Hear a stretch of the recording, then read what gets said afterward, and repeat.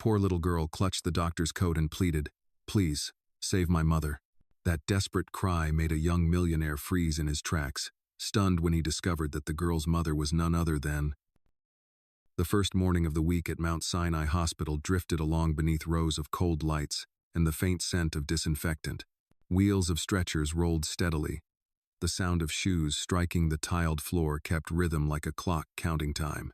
People passed by with lowered heads, pressed by urgency. Because life here was always measured by breaths and by decisions made in only a few short minutes. Suddenly, a small voice rose above the steady beeping of monitors, thin yet piercing, as if someone had reached in and gripped every heart and pulled hard. "Please, save my mom. I'll pay you back when I grow up." The voice trembled, thin but piercing like an arrow. A little girl, no more than 4, clung tightly to the hem of a white coat, her tiny hands squeezed so hard her knuckles turned pale. Her blue eyes still wet with tears but unflinchingly steady. Dr. William Harris froze for a moment. He bent down until his gaze was level with hers, his voice low and warm, as if calming the nerves stretched tight across the hallway. "Doctors don't take money from children, but we will save your mom," he said.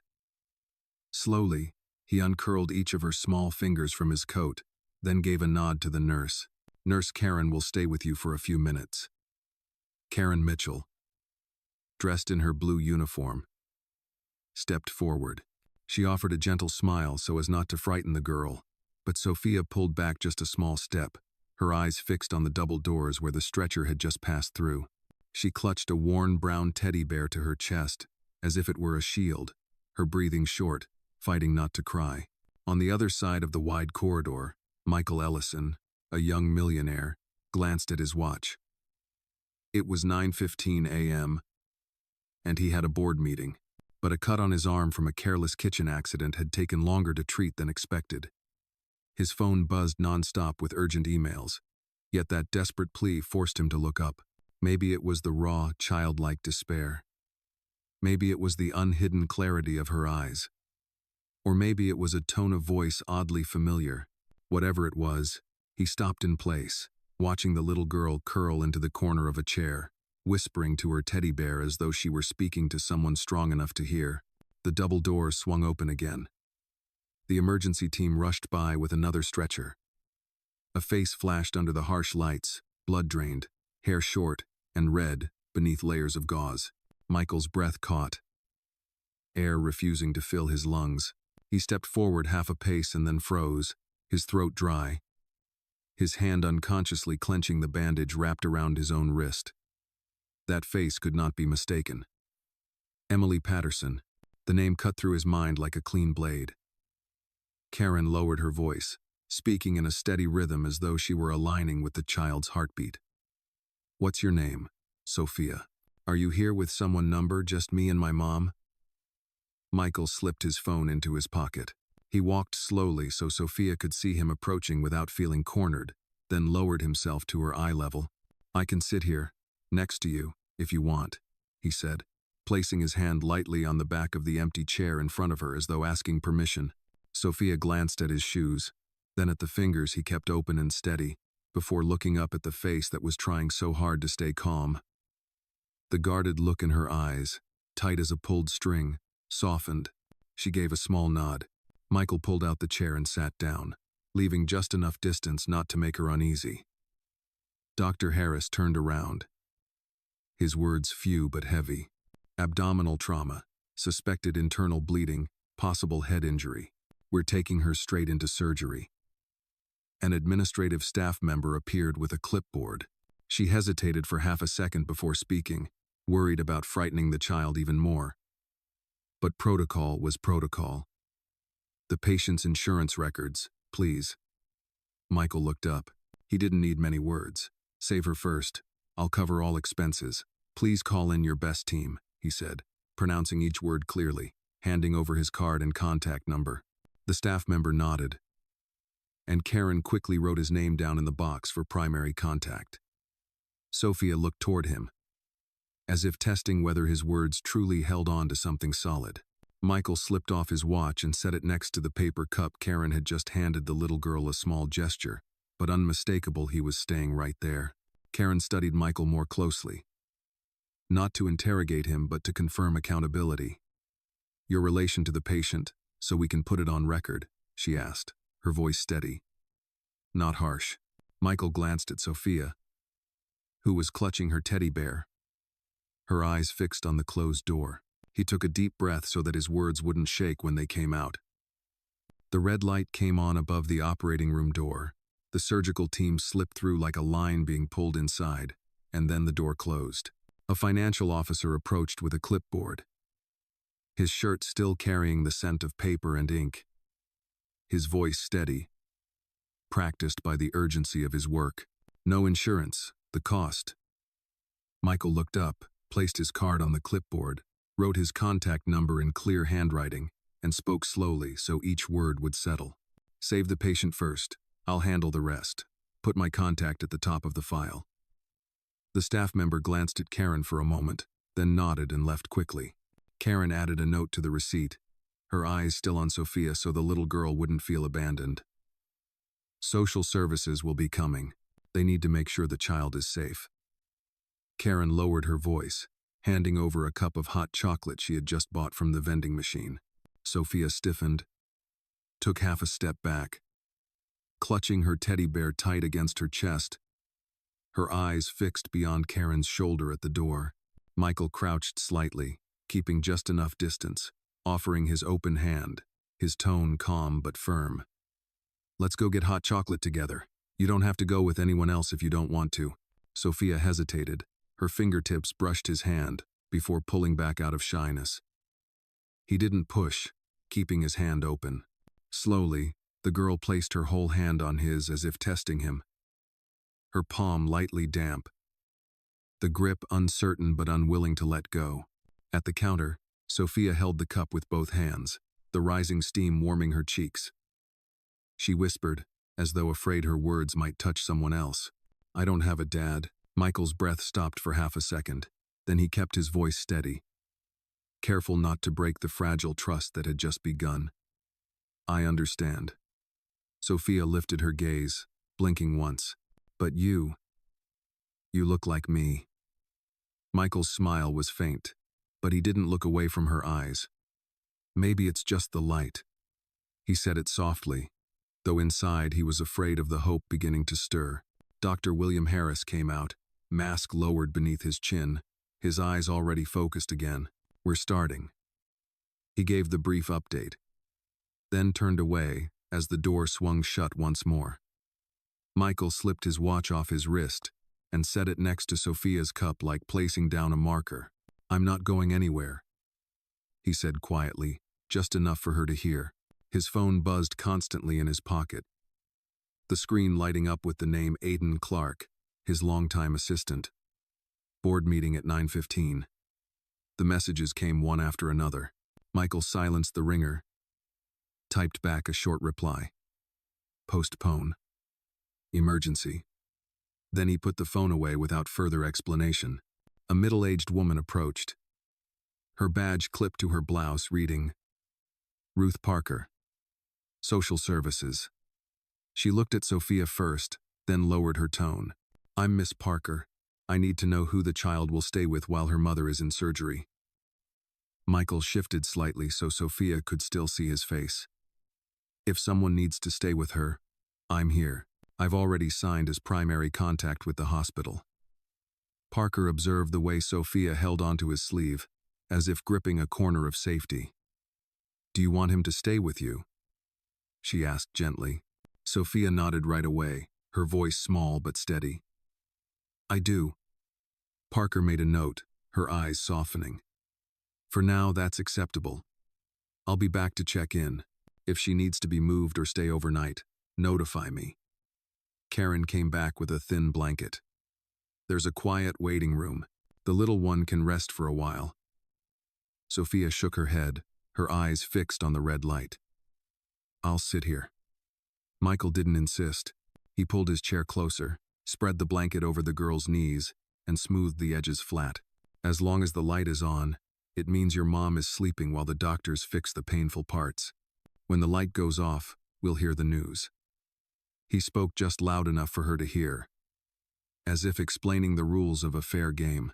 Sophia nodded, hugging the cup of hot chocolate against her chest. "I hate waiting." Michael nodded along. "So do I. But we'll wait the right way, together." A young resident doctor, his badge reading Luis Moreno, stopped by briefly, his voice clear. "We'll need a signature to call in additional specialists if necessary." Karen handed over the clipboard. Michael signed with steady strokes, no trembling. Sophia tilted her head. "What's the signature for?" "So if they need someone more skilled, they can come right in without delay." Michael answered plainly, without dodging. "I understand," the girl said, then blew gently across the lid of her cup, as if blowing fear away. Parker stood a few steps back, observing the steady rhythm of their interaction. "I'll report this, and if anyone tries to approach the child without permission, just call me."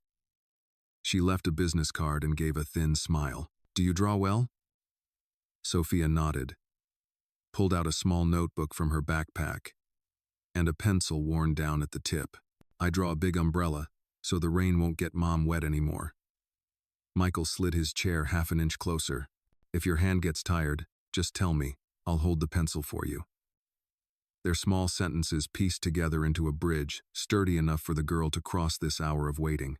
At the end of the hall, a freelance photographer poked his head in, camera hanging from his neck. Karen stepped forward quickly, angling her body like a shield. "This is a patient area. Please respect the space." The man hesitated, backed out, unable to snap another frame. Michael placed a light hand on the back of Sophia's chair, as if drawing an invisible boundary without needing words.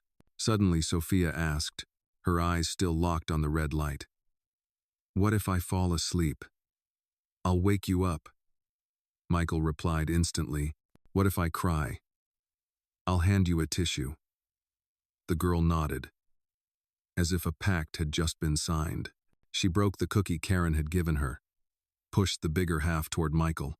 "You eat first." He took the smaller piece, bit off a corner, then gave it back, so she would see she wasn't alone in even the smallest gestures. Karen leaned close, speaking softly. "It may take a while. Don't let your drinks get cold." Michael nodded, then glanced down at his sleeve, where a streak of dried blood still lingered from when he bandaged himself earlier at home. He brushed the fabric lightly, as though erasing a piece of the day.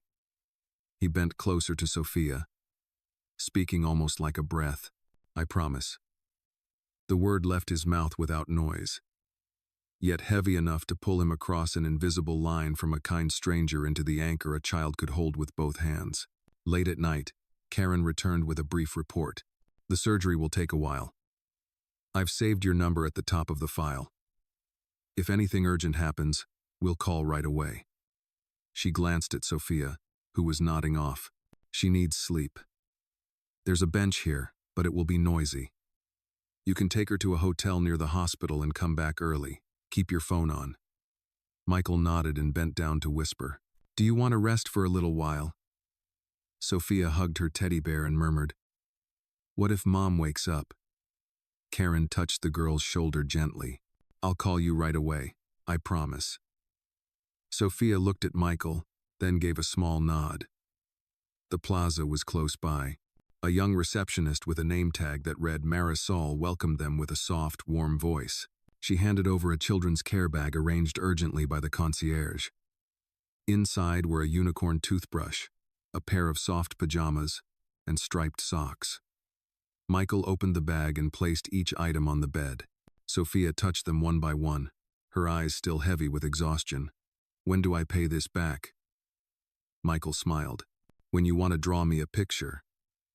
He reminded himself not to turn everything into a gift.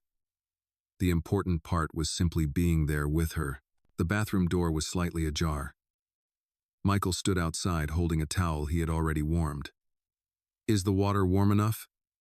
Sophia stepped inside, her voice proud but small. "I can do it myself. Mom taught me." He placed the towel within her reach and stepped back half a pace, keeping the door cracked just enough. "If you need help, call me." Inside, water ran steadily, followed by the sound of the little girl taking a deep breath for courage. Michael leaned his shoulder against the doorframe, his hand keeping the phone's ringer on. Sophia came out with damp hair. The pajamas fit snugly, the striped socks pulled high past her ankles. She tugged shyly at the hem of her shirt. "I'm clean now." Michael nodded. "Perfect." He set out instant noodles and some fruit on the bed. No need for a fancy table. Sophia ate clumsily, cheese sticking to the corner of her mouth. Michael reached for a napkin, then stopped midair, asking with his eyes. Sophia nodded. He wiped gently, one slow stroke. His hand very light. "Mom cries sometimes when she thinks I'm asleep." Sophia spoke as if to her teddy bear rather than to him. Michael swallowed hard and put the napkin down. "From now on, you can call me anytime." The window reflected the two of them sitting side by side on the edge of the bed. Michael took out a blank notebook from the bag and a pencil. "Let's try something. Every night we'll draw one little thing. What should we draw tonight?" Sophia hugged her pillow, thinking for a long time. "Draw an umbrella, so the rain won't get Mom wet anymore." Michael handed her the pencil. "You draw first. I'll hold the notebook steady." The strokes were shaky but determined. The umbrella opened wide, covering a space across the page. Story time came. Michael didn't use princes or witches. He looked for things she had just lived through. There was a girl named Sophia who crossed the hospital bridge. The bridge shook because so many gurneys rushed across. She was scared, but she had her umbrella drawn with a pencil. She lifted it high. Sophia broke in, her eyes a little brighter. "There are no witches, only doctors." Michael nodded. "That's right, only very good doctors, and one grown-up who didn't walk away." The little girl held out her pinky finger. "Promise me." Michael hooked his finger with hers, holding on a moment longer, as if nailing the promise into the night. The nightlight was dimmed. Sophia lay on her side, clutching her teddy bear. "If I open my eyes and don't see you, I'll be scared." Michael pulled the chair closer to the bed. "I'm right here. I'll only step away if the phone rings with news about your mom. If that happens, I'll wake you up so we can hear it together." Sophia closed her eyes, her breathing slowly evening out. Each time she stirred, Michael slid his chair a little closer, inch by inch. The phone buzzed softly. Aiden was asking about the schedule. Michael typed back a short reply. "Don't call. I'm with her." Close to midnight, the concierge knocked gently. Marisol came in with a warm jug of water and a few butter cookies. If she wakes up in the middle of the night, this will help settle her stomach. Michael thanked her. He gave a quick introduction so Sophia wouldn't be afraid if she happened to open her eyes and see a stranger. "This is Miss Marisol from the desk. She's kind." Marisol gave a small wave, then slipped out quietly so as not to disturb the child. Sophia drifted into deeper sleep. Michael rose carefully, tugging the blanket higher over her small shoulder. He opened the notebook and saw the unfinished umbrella Sophia had drawn.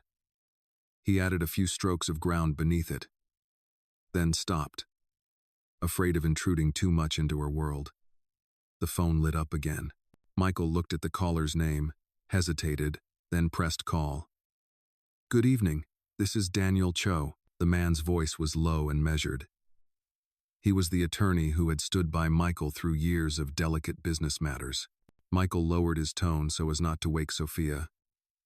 "Daniel, I need you to find the birth certificate of Sophia Patterson and everything connected to Emily Patterson from the last 5 years.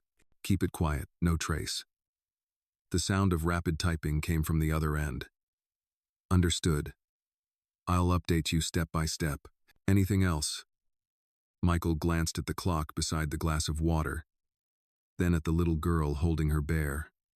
"If better medical specialists are needed, I want them here at a single call. And Daniel." He paused, as if swallowing a shard of glass. If there's anything at all connected to Richard Ellison or Clara Bennett, gather it all in one place. Got it, Daniel replied crisply. I'll get started right away. The call ended.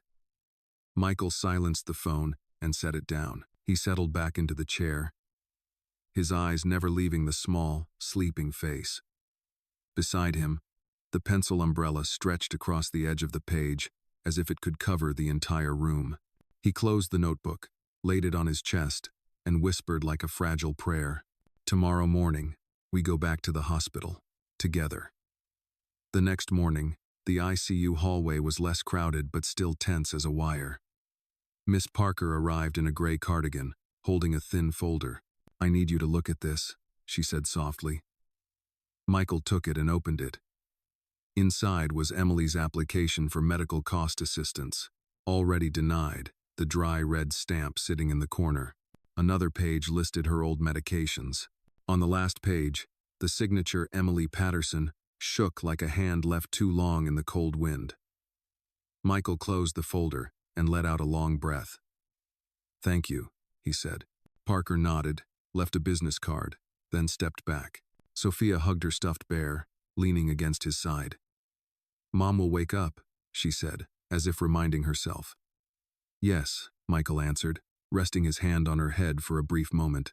He checked his watch, then glanced toward the light above another operating room door dimming at the far end of the hallway. Karen stepped out from the duty room and gave him a quiet update. "Today we'll keep monitoring her brain. If things are stable, this afternoon we'll allow the girl in to see her mother for a few minutes." Sophia pressed her lips together. "I can wait." The sharp, sweet scent of perfume suddenly cut through the air. A tall woman in a cream-white coat, carrying a bouquet of white lilies, stopped in front of them. A small nameplate on her handbag read Clara Bennett. She smiled with polite precision, her voice flat. "You don't owe anyone anything, Michael." Sophia clutched his shirt tighter, her eyes wary. Michael kept his voice steady. "Clara, this isn't the place." Clara bent slightly to Sophia's level, smiling in a way that was courteous yet cold. "Your mother will choose the easy way." Sophia didn't flinch. She spoke softly enough that only the three of them could hear. But her words were clear. "Mom never chooses the easy way." Clara blinked once. Her thin smile tilted slightly. Michael drew in a breath, holding down the familiar burn in his chest. He stood fully between Sophia and Clara, his voice firm, not loud. "From this moment on, don't touch the girl with your words." Clara paused for half a second, then smirked. "You're being used." Michael met her eyes, each word landing like a stone on the tiled floor. "If anyone used me, that person belongs to my past." Karen stepped forward, placing a hand on the side of the rolling cart, drawing a clear boundary. "This area is for family and doctors only. Please respect that." Clara glanced at her phone. The screen lit up with a short line, "Richard Ellison, keep me posted." She slipped the phone back into her bag, set the bouquet down on the reception desk along with her own business card, and walked away as if there had never been any tension at all. Sophia let out a breath. "She doesn't like me." Michael lowered his voice. "That's all right. You don't need to like anyone." He opened the folder again, staring at the trembling signature. His throat tightened with bitterness. He texted Karen, "If any doctor reports in, let me know immediately. I'm staying here." The phone buzzed. Daniel Cho was calling. "I found the birth certificate," he said briefly. "No father listed, and there's proof of a certified mail package sent to you 5 years ago, but you never signed for it." Michael leaned back against the wall, speaking low. "Who signed?" There was a pause on the other end. "Vanessa Patterson, Emily's cousin. She signed at your old dorm address back then." Sophia looked up, trying to read his expression. Michael closed his eyes, then opened them again. "Gather everything. Every piece of evidence. Don't let anything slip out." Daniel confirmed, then hung up. Michael stared through the ICU glass. His shadow and Sophia's were pressed together against the pane. Inside, Emily lay motionless. The only movement, the flickering green numbers on the monitor. Out here, the truth was peeling open like an envelope that had never been sealed. He bent down, speaking just loud enough for his daughter to hear. "We'll keep waiting. But this time, I won't let anyone steal your mother's voice again." Sophia nodded, clutching her teddy bear tight, her eyes fixed on the glass. Karen stood a few steps away, giving a quiet nod, as if sealing a contract that required no paperwork. At the far end of the hallway, a bouquet of white lilies was pushed into a medical waste bin. Their sharp fragrance vanished in an instant. Only the sterile scent of disinfectant remained, along with a promise that had just grown heavier. The doctor's conference room was narrow and brightly lit. Dr. William Harris stood at the head of the table, his hand resting on the file. He spoke directly, without circling around. "There is a mass in the brain. We will perform a biopsy to confirm. Dr. Raj Patel is in charge of neurology, with extensive experience handling trauma with small tumors. Dr. Jonathan Reeves will oversee the blood vessels and control the bleeding." The door opened and 2 doctors entered. Dr. Patel, around 40, had deep, steady eyes, and his white coat still carried the faint smell of the operating room. He gave a slight nod as his greeting. Dr. Reeves, tall and well-groomed, spoke with a voice as firm as the rhythm of a monitor. "We have reviewed the scans. The plan is to obtain a sample while preserving cerebral blood flow. There are risks, but they are manageable." Michael stood straight, arms at his sides. "Do it as if it were your own family." Dr. Harris looked him in the eye and gave a single nod. "That is exactly what I'm doing." Miss Parker entered last, holding a clipboard. Her tone remained professional but softened when she glanced at Sophia. "To proceed with the paperwork, we need a legal representative's signature. You are not her legal guardian." Michael turned to Sophia. The little girl clutched her teddy bear, her lips moving faintly in rhythm with his breath. He took the clipboard and spoke slowly enough for her to catch each word. "Write my name, Michael Ellison." He signed in the space for financial responsibility, then again in the box for primary contact. The pen paused for a second before lifting from the paper. Sophia stared at the signature, her lips silently repeating the name. Michael bent down to meet her eyes. "If you feel confused, just squeeze my hand." The girl didn't answer, but her small hand settled on the back of his, warm and slightly damp with sweat. Michael excused himself and stepped into the empty hallway. He dialed the number he used to obey without hesitation.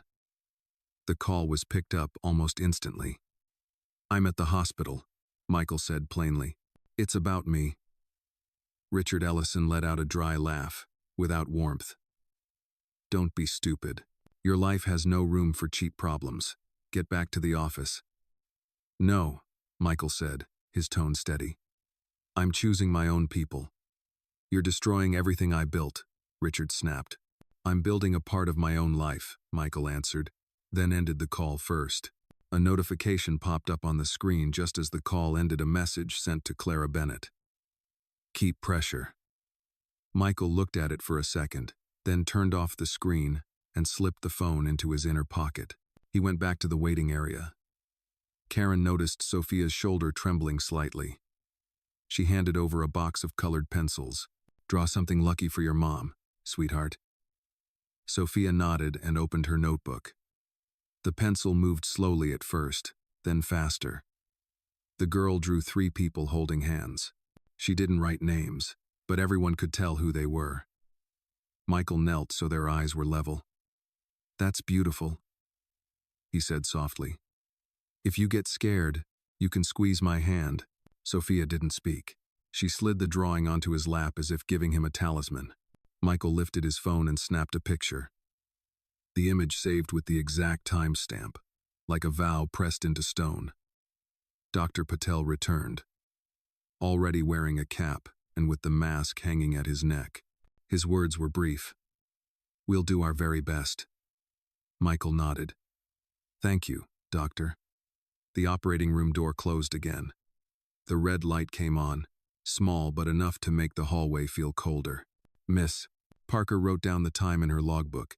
Karen poured warm water into a cup for Sophia, speaking as if sharing a personal habit. Every time the wait feels long, I take 2 sips and then add another detail to the drawing. When the page is full, that's usually when news comes. Sophia listened, clicked her pen once, added a few drops of rain above the umbrella, then extended the rim wide enough to cover all 3 figures. Michael sat down beside her, staying silent long enough for both their breathing to slow in unison. His phone buzzed in his pocket. He pulled it out and looked at the screen. The name, Daniel Cho, appeared with an attachment icon. Michael opened the message. The first image, a delivery receipt from years ago. The recipient's signature reading, Vanessa Patterson, stamped with a date. The second, a screenshot of a string of emails with a blunt subject line. The sender listed as Richard E. at. Daniel's accompanying note appeared below. There are several emails instructing how to manage information about Emily. I'll compile and transfer them securely. Michael held the phone in his hand for a beat longer. He didn't reply right away. He looked over at Sophia. The girl was carefully coloring a thick border around the 3 hands. Michael slipped the phone away and gripped the drawing as if holding onto a lifeline. The red light still glowed. Time slowed. But it didn't stop. He bent closer, speaking just loud enough for one person to hear. Stay strong, Emily. And as if afraid the words might vanish, he added a whisper even softer. We're right here. The afternoon slipped by with sips of warm water and more strokes of color added to the umbrella. By the time Karen returned, her voice dropped to a gentle murmur. The sedation has worn off. If all goes well, Emily will open her eyes. Michael tucked the drawing into Sophia's backpack, then stood and followed her into the ICU. He paused at the threshold for half a beat so the little girl could catch up, his hand loose behind his back in case Sophia needed to clutch it. Emily's eyelids trembled like the wings of a drenched bird. Her throat was raw, her breath tinged with the smell of medicine, but her first words still came out as instinct. Where's Sophia? The voice was hoarse, breaking at the end. Michael leaned closer, speaking slowly so he wouldn't startle her. She's safe. She's drawing a sky for you. Emily's shoulders sank a fraction. A fragile relief, rising to her eyes with tears. The sharp ache at the base of her neck tugged at broken memories, fragments colliding and falling back apart. She turned her head and saw Sophia's coat folded neatly in Michael's arms, her lips pressed together, measuring the distance between them by half a step. How long have you been here? Michael answered without adding or taking away. Since the surgery began. Then he pulled his hand from his pocket and laid his phone face down on the bedside table.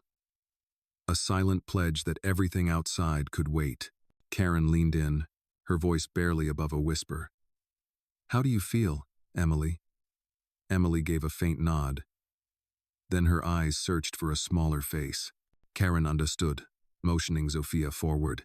The girl crept close, stopping within her mother's reach, brushing her fingertips over the bandage. I'm here. Emily swallowed hard, catching her daughter's finger with the little strength left in her grip. I hear you. Karen noticed how Michael stood at the foot of the bed, keeping just enough distance for Emily to breathe. She gave a small nod, as if marking a point of trust. The silence stretched into a single long breath, broken only by steady breathing. Emily turned to Michael, her gaze a mix of gratitude and guardedness. Why did you help? Michael neither stepped closer nor retreated. Because you and your daughter needed it. That's enough. Emily parted her lips as if to thank him, but the words stuck in her throat. Years of self-defense had turned a simple sentence into the hardest thing to say. She looked away, tightening her hold on Sophia's hand, as if borrowing the warmth of that small palm to keep herself from shattering. Karen spoke softly. Take a little break. We'll measure the headache again in a moment. Michael understood. He bent down and said to Sophia, Go outside, drink a few sips of water, then come back in. Sophia looked at her mother for permission. Emily nodded. Go with your uncle for a bit. The girl left the bed, turning back 3 times before reaching the door. Out in the hallway, Michael had just managed to pour water when his phone vibrated. He saw the caller's name, straightened his back but lowered his voice. I'm at the hospital. It's my business. Richard Ellison gave a quiet laugh. Colder than the air conditioner. Leave that hospital. Don't get yourself mixed up with these kinds of people. Michael leaned against the wall, his eyes fixed on the door. I'm here because I want to be. The voice on the other end dropped low, each word heavy as lead. Don't make me use the old way. Michael didn't argue. I heard you clearly. He pressed end, saved the recording in a private folder, then powered off the phone for an extra layer of silence. Sophia tugged on his sleeve. Is Mom in pain? Yes, but the doctors will measure it, and it will ease. Michael answered, handing her the cup, waiting for her to finish drinking before opening the door and going back in with Karen.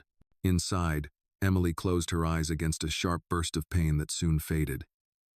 She opened them, trying to steady her vision on a straight line. Michael stood in the exact same place, not moving forward, not stepping back. He took the thin blanket folded at the foot of the bed and placed it across her waist. His motion slow, with a silent question in his eyes. Emily nodded, granting a small permission. Do you need anything? Michael asked, his voice a tone lower. Emily shook her head, then changed her mind. Bring me a pen. Where did Sophia put her pen? Sophia quickly handed over her notebook and a pencil worn down at the tip. Emily took the pencil, intending to write something, but instead drew a very short line at the edge of the paper, as if to test whether her hand could still make a straight line. She exhaled. Okay, Karen smiled. Good, we'll come back with a few light tests. The phone rang at the nurse's station. A resident hurried over and handed a quick note to Karen. She read it, her face changing, then turned back into the room. Emily's headache has increased. We need to run more tests immediately. The words dropped into the room, pressing everything down a notch. Sophia squeezed her mother's hand instinctively. Michael nodded, stepped aside for the medical team, then bent down to whisper something only for the mother and daughter. We'll be right outside. Watch the light. When it goes off, it means there's news. Sophia nodded, tears welling but not spilling. Emily forced a thin smile at her daughter, then looked quickly at Michael, as if passing him a piece of courage. Karen drew the curtain halfway and spoke in a reassuring tone. It'll be quick. Michael stepped back to the door, his hand resting on the frame like he was sealing a decision he had already made. In the hallway, he turned on his phone, looked at the new recording file, and deleted every remaining alert. He took a deep breath, adjusted his cuff, and returned to the waiting chairs, leaving a space for Sophia to slip in beside him. The two of them sat close, silent, their eyes fixed on the red light that had just come back on behind the frosted glass. In the afternoon, the hospital room grew quieter after a series of tests. Karen made a quick check, then spoke softly to Michael. The headache has eased. She can talk a little. She stepped back and closed the door to block the hallway noise. Michael pulled a chair closer to the bed, then paused halfway. May I sit? Emily gave a slight nod. Sit down. The silence stretched longer than a single breath. Sophia sat in the corner, clutching her stuffed bear, her eyes shifting between the two adults. Emily folded her hands on the blanket, gathering her breath. Your father came to see me. At a cafe near the dormitory. He placed an envelope on the table. He said, you had agreed to end it, and that all I had to do was disappear. Michael leaned back, his palms opening as if searching for something to hold. I didn't know. I never... Emily lowered her gaze. I believed him, and I left. Michael gripped the arm of the chair. The weight of 5 years pressed down, condensed into a single word that felt too small. I'm sorry, he said slowly. I will make it right another way. A short knock on the door. Daniel Cho entered, wearing a dark suit and carrying a slim briefcase. He introduced himself briefly.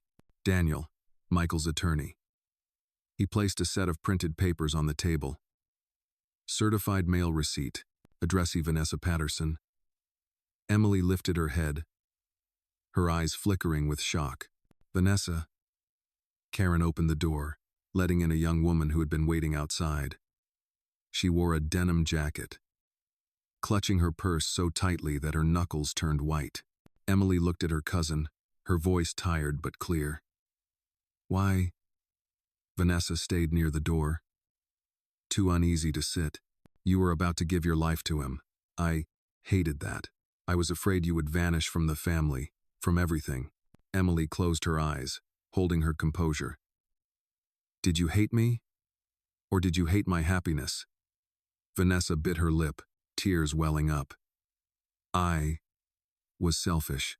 When I saw the photos of you two in the college paper, I lost my mind. Michael spoke gently, careful not to corner her. Where is the letter? I threw it away, after I signed for it. She spoke quickly, as if spitting out a stone that had been stuck in her throat for years. I thought I was saving you. Sophia put down her bear, walked to the bedside, and held her mother's hand after glancing at both adults. Emily stroked her daughter's hair, her hand trembling slightly. Daniel opened another folder. Besides the receipt, we have a chain of emails from the address, Richard E. at, discussing, handling information regarding Emily. There was also a transfer to a PR firm connected with Clara Bennett. Michael turned to Daniel. Draft a temporary protection order for Emily and Sophia, and file for an investigation into unlawful interference.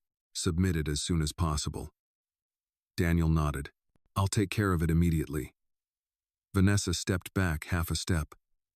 I will apologize publicly. I don't know what else to do. Emily opened her eyes, her voice softer. You stop, from now on. Don't touch my life again with your fear. Vanessa nodded, wiped her tears, and placed the key to the room they once rented together on the edge of the table. As if paying an invisible debt, she asked permission to leave. Karen followed her, reminding her of the procedures for staying in contact if necessary. Sophia rummaged through her backpack and pulled out her sketchbook. She held up a drawing in front of her mother. 3 people were holding hands. I drew one more umbrella. Michael lowered his voice. An umbrella for what? To cover the rain. So Mom won't get wet anymore. Emily looked at the drawing, her eyes glistening. She pulled the blanket up and, for the first time, reached out and held Michael's hand for just a brief second before letting go. The gesture was like placing a small stone on a crumbling seawall. Daniel gathered his papers, leaving a copy behind. I'm heading down to the lobby to file the petition online and contact the on-duty family court clerk. If there's any progress, I'll let you know. Michael nodded and walked him to the door. Thank you, Daniel. And one more thing, Daniel added, his voice dropping. The tabloid press is hovering around. I'll ask security to tighten the entrance. Do it.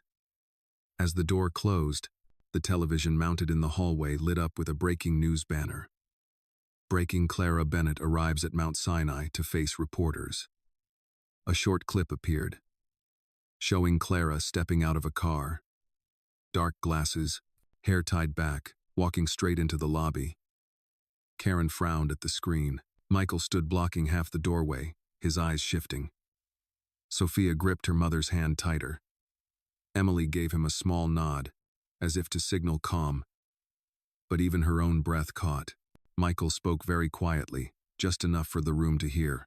I'm going downstairs. You two stay here. I'll be right back. He set his phone face down on the table once more, then picked it up as if reminding himself not to lose focus. Karen nodded. I'll stay here. Downstairs, the cameras had already begun to fire. On the screen, the word breaking kept flashing, like a storm opening its eyes right inside the building. The hospital lobby was lit harshly by camera lights. Clara Bennett stood before a group of reporters, her sunglasses resting on her head, her voice flat and cold. "I only want the truth. That woman," Michael stepped forward without hesitation. He set the microphone down on the reception counter and spoke short, clear words. "No personal questions. This is a hospital. Please keep order." Then he turned to security. "Apply patient protection policy, right now." The hospital's head of security, Mr. Salazar, moved forward with 2 guards. He reminded the press of the ban on filming in the care area and ordered them to step back behind the yellow line. Clara gave a thin smile. "Michael, you're covering something up." Daniel Cho emerged from the elevator in a dark suit, carrying a thick envelope. He handed it directly to NYPD Sergeant Miller, the officer on duty. Printouts of wire transfers from Richard Ellison's fund to the PR company linked to Miss Bennett, along with an email chain directing a smear campaign against the patient. Miller flipped quickly through the documents, then called one of his contacts. "Ada, I've got a packet that needs urgent review." He listened for a moment and nodded. "Understood. Hold the scene as is, and bring the subject in for questioning." Clara froze for a few seconds, then shifted her tone. "I was just handling communications. What are you trying to do?" Michael didn't raise his voice. "Choose to protect the person who needs protecting." Miller stepped forward. "Miss Bennett, you'll need to come with us to the station to give a statement. We also need your phone, your computer, and your calendar from the past week." Clara's face went pale. 2 guards escorted her out through the back door, away from the patient area. As the lobby grew quiet again, Aidan Clark called in by video from his office. "The board is assembled." The emergency meeting room of the Ellison Group appeared on the large screen, its members sitting across different windows. Daniel gave a concise summary: conflict of interest, suspicious transfers, intrusion into a patient's privacy. Michael looked straight into the camera. "I propose suspending Richard Ellison from all positions, initiating an independent audit, revoking every system access right, and requiring his cooperation with the investigation." The board's independent chair asked, "Any objections?" No one spoke. Vote. One by one, the status indicators turned green. The resolution passed. Aidan typed quickly. "Access rights revoked. Security is locking down his devices now." On the screen, the company's internal bulletin appeared: Richard Ellison suspended effective immediately. Daniel forwarded the file to the assistant district attorney through a secure channel, then submitted an urgent petition. 15 minutes later, Mr. Miller took a call and nodded. "The duty judge has signed the order." Daniel printed it out and handed it to Michael. At the top of the page was the line: "Order of protection. Richard Ellison and Clara Bennett are prohibited from approaching Emily Patterson, Sophia Patterson Ellison, and Michael Ellison within 500 feet. No contact of any kind is permitted." Karen walked over from the nurse's station and clipped a new visitor badge onto Michael's lanyard. The wording was unmistakable: primary caregiver. Vanessa Patterson stood at the edge of the lobby, clutching her phone, her eyes red. Emily had asked her to come down and face this moment. Michael glanced at Daniel and nodded. "Let her speak." Vanessa tapped live stream, her voice breaking. "My name is Vanessa Patterson. 5 years ago, I signed for a letter addressed to Michael and then hid it away. I apologize to Emily. I apologize to Sophia. I will cooperate if the authorities require it." She ended the stream and bowed her head. Karen quietly handed her a tissue, offering no judgment. The television in the corner of the lobby ran a ticker: Ellison Group suspends founder Richard Ellison. New York District Attorney's Office confirms receipt of case file on Clara Bennett. A reporter tried to push through a question, but Mr. Salazar raised his hand. "Patient care area. Step back." The atmosphere dropped into silence, the clicking of cameras fading like a storm passing overhead. Aidan called back. "Michael, the media is exploding. Do you need to make a statement?" "No," Michael replied. "The board will issue the press release. I'm at the hospital." Daniel leaned closer. "Flag all PR payments, freeze the linked accounts, and issue subpoenas for the data." "Do it," Michael said curtly. Mr. Miller shook Daniel's hand and said, "We will take Clara Bennett back to the station immediately for questioning. The assistant district attorney will sign a subpoena requiring the PR firm to hand over all documents. If Richard comes near any of the three of you, call 911 and read this restraining order." He touched the paper and emphasized, "The order takes effect immediately." Michael drew in a deep breath. He glanced at his watch, then at the elevator. "Is it done?" "This part is," Daniel replied. "I'll be downstairs, handling the rest." "Thank you." Michael turned and walked quickly toward the ICU. Inside, Emily was propped up a little higher. Her face still pale but her eyes brighter. Sophia sat close by, whispering about the umbrella she had just finished coloring with a new border. Michael held up a new badge. "You are the primary caregiver. No one can come in without your consent." Emily looked at the badge and took a slow breath. "Thank you," Karen reported softly. "Good news, her vitals are gradually stabilizing." After that, Emily asked for Vanessa to come in. The two sisters stood facing each other, nothing between them except the weight of exhaustion. Emily spoke directly. "I apologized in public, but I need to make things right with you first." Vanessa nodded. "I will." She left with an appointment scheduled with Parker for psychological support. The television screen in the lobby changed again. The Manhattan District Attorney's Office opens preliminary case file on Clara Bennett. Restraining order in immediate effect. Karen looked through the glass panel and gave Michael a small nod, as if confirming they had their first shield. Michael slipped a jacket over Emily's shoulders and adjusted the corner of the blanket for Sophia. His voice was gentle but firm. "Let's go home." Emily lifted her head. "Which home?" "The new one," he answered, his hand open in the air, waiting for both mother and daughter to take it if they wished. Sophia stood, took her mother's hand, then his. 3 hands closed the circle. Outside, the lights still flashed. Inside, breathing settled again, as if after a storm people had learned how to build stronger locks on their doors. The doorman of the building, Mr. Ortiz, nodded in greeting as they stepped inside. He had already opened the elevator and pointed upward. "Top floor, welcome home." Sophia looked around, her hand still holding on to her mother's and Michael's. When the door to the apartment opened, warmth spread out like an embrace wrapping around all 3 of them. That first afternoon, Michael set the table with deliberate care. A small fork was placed to the left of Sophia's seat, beside it a steaming cup of warm milk. The napkin was folded into a neat square, perfectly aligned. Emily leaned against the kitchen doorway, watching every move. "Where did you learn all this?" Michael shrugged without looking up. "From dinners alone." The answer was quiet, but it pressed against a tender place. Emily's chest tightened for a moment. She took the plate of vegetables he handed her and spoke softly. "Thank you." They washed their hands and ate slowly.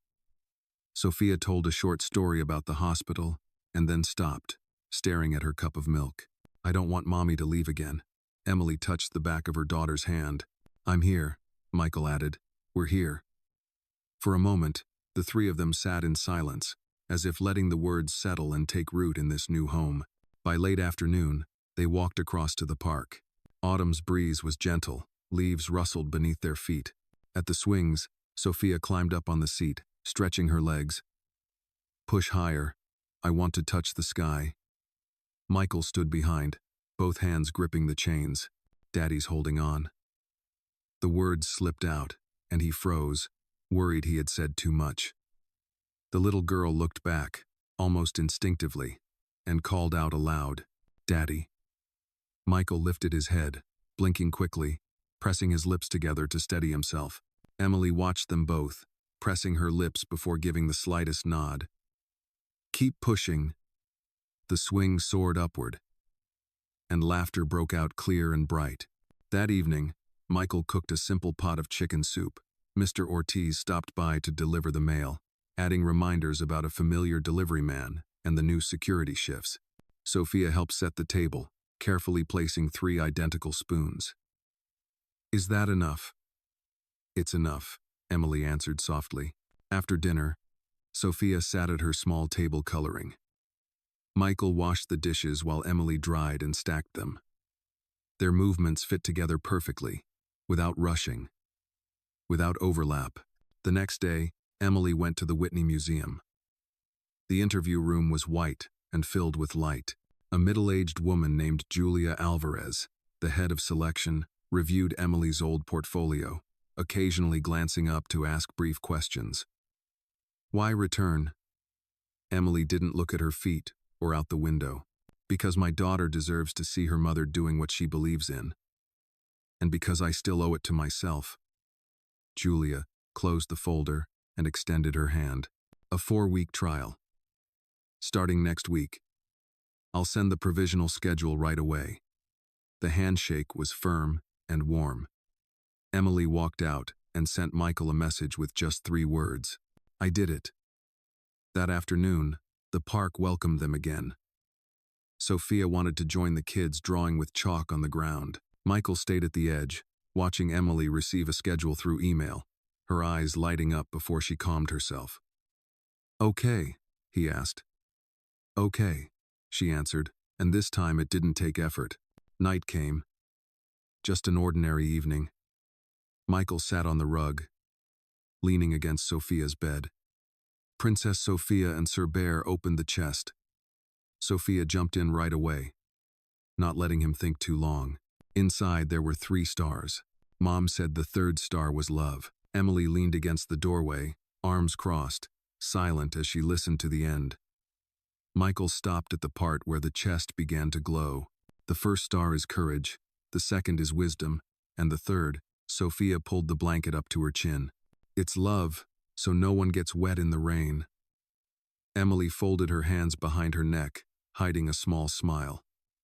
When Sophia finally slept, they moved back to the dining table. Daniel Cho arrived, dark coat, tidy briefcase. He introduced himself again quickly to Emily, then placed the file on the wooden table. "Petition for establishing paternity.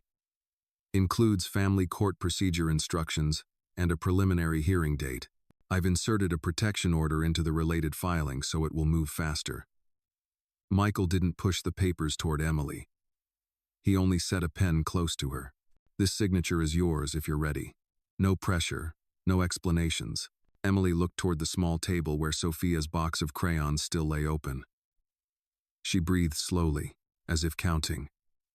"Give me 1 day." Daniel nodded. "All right, I'll leave the documents here. I'll come back tomorrow morning." He excused himself early so he could send some files through the system. The kitchen still smelled of chicken soup. The wall clock ticked past 9.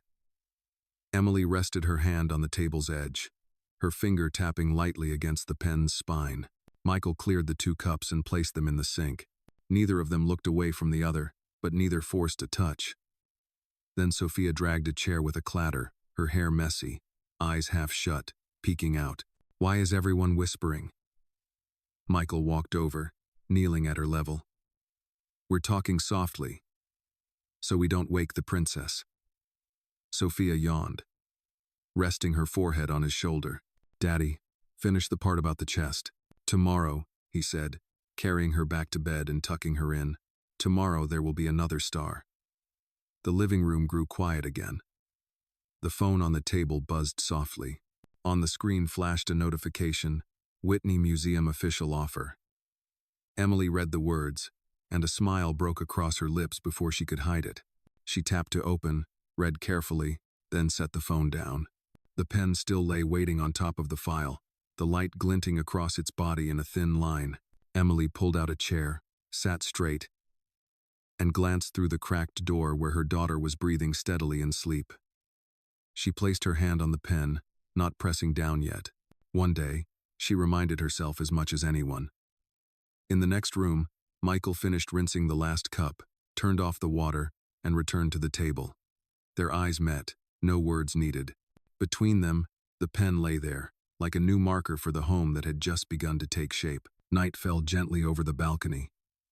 The streetlights shimmered like distant specks of light. A breeze carried the scent of leaves from Central Park. Emily leaned against the railing, her fingers weaving together and then pulling apart. "I'm afraid of repeating it," she said slowly, "afraid of losing control of my life." Michael stood beside her, keeping the distance she had chosen.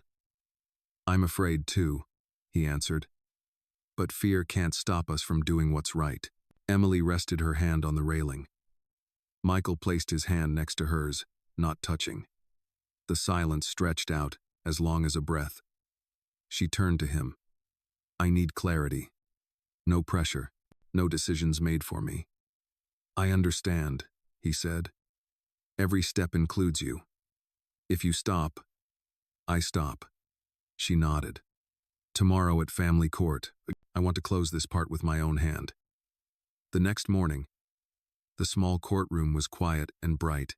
A middle-aged female judge, her nameplate reading Elena Morales, spoke clearly and calmly. "Have both parties read the file?" "Yes," Michael replied. The judge looked toward Emily. "Do both parties agree?" Emily glanced at Sophia sitting on the back bench, clutching her sketchbook. She looked at Michael, then back at the judge. "Yes." The pen was placed in her hand, and her signature flowed across her full name like a single breath. Michael signed right below it, leaning close enough for only Emily to hear. "Thank you." On the bench, Sophia quietly added another star beside the words, "My family." The court clerk collected the papers, and the judge tapped her gavel lightly, effective immediately. "I wish the family good luck." There was no applause, only a knot that had been untied in the right place. On the way home, Michael's phone buzzed. An email from Richard Ellison, a few dry lines of apology, and a request to meet privately. Michael read it once. He did not reply. He forwarded it to Daniel, asked him to add it to the file, then deleted it from his inbox. Emily noticed the brief shadow over his face. "Are you all right?" "I'm all right," he answered simply. "I choose my family," not the reply. That evening, the meal was simple. The three of them decided to turn off their phones and place them face down. Sophia talked about her day at school. Her teacher praised her drawing. The classmate next to her borrowed a pencil, and the one behind her asked for help coloring the background. Emily asked softly about every detail. "What's her name? Which color did you lend her?" She listened to every answer, her eyes not drifting anywhere else. Michael noticed the faint pencil smudges on Sophia's cheek. "Do you have a mirror?" he teased. Sophia giggled and leaned her cheek closer. He picked up a wet wipe, paused for a beat to ask permission with his eyes, then gently wiped it away. "I finished my family drawing," Sophia said, sliding her chair back and holding up the picture. The three of them held hands beneath a starry sky. At the bottom was the word, "Home," scribbled yet steady. Emily stared at it for a long time, as if memorizing the position of every star on the paper. Late at night, they walked to the park. The path was dark but safe, distant car sounds humming in the background. Sophia walked between the two adults, swinging her hands in rhythm with their steps. "If it rains, will the three stars get wet?" "No," Emily replied. "Stars are in your heart," Michael added, his free hand resting on the shoulder where Sophia leaned. "And here." Sophia burst out laughing, tightening her grip on both their hands. "I'm not afraid of the rain anymore." Her words fell onto the grass like a spell being lifted. They stopped at the wide field where the sky opened wider. The wind brushed through the row of trees, carrying a fresh, damp scent. Emily looked over, and for the first time, she reached out to hold Michael's hand. The gesture was calm and certain. "From now on, I don't have to beg alone anymore." Michael didn't say anything else. He just nodded, squeezing her hand slightly, as if sealing her words with a mark. When they got back home, Emily's phone buzzed with a soft notification. Whitney Museum Fall Exhibition Schedule. Invitation to join the Young Artists Selection Committee. She opened it and read until the line, "We believe in your eye and your experience." Sophia leapt onto the chair and shouted with joy. Mom gets to choose which star shines the brightest. Emily hugged her daughter, then turned to Michael. Tomorrow I'll go meet them. I'll take you, he replied. Then we'll have lunch at the corner place you like. Sophia raised 3 fingers. And dessert. And dessert, both adults answered at once. The night closed with the sound of running water in the kitchen and a door left slightly ajar. No fireworks, no noise. Just the warmth of hands holding onto each other as the lights slowly dimmed. On the wall, the My Family drawing was neatly taped. Below it, a space remained for the next picture. There, home was redefined, not by an address or a key, but by 3 hands that still found each other in the dark. The story did not end with fireworks, but with a home warm enough for 3 hands to always find each other in the dark. From Sophia's cry to the nod in court, we witnessed a simple truth: when someone dares to stand on the side of what is right, old wounds can heal. Michael learned to be a father through small rituals. Emily reclaimed her life with a signature and a new chance. Sophia taught them both that love is an umbrella against the rain, steady and unpretentious. Our message is clear: the wicked will be punished, the good will be rewarded. Richard and Clara paid the price under the light of justice. Vanessa faced her mistakes and began again with an apology. Justice is not loud, but it arrives where it must: in the petition for protection, in the transparent ruling, in the fact that a child no longer has to beg alone. And now this part is for you, our close companions of the channel. Which moment touched you the most: the word daddy on the swing, or the hand clasp on the balcony? If you were Emily, what would you need to believe one more time? If you were Michael, would you have the courage to face your family in order to protect the one you love? For you, is home a place or a person? I also want to check in on you a little. Are you doing okay? Has this week brought you any weariness? Would you like us to share a side story about someone, Karen, Daniel, or from Sophia's own perspective? Do you prefer a slower rhythm that lets feelings sink deep? Or do you want more intensity in the later chapters? Leave us a few lines, take a sip of water, and tell me what you need, because here, you don't have to read alone.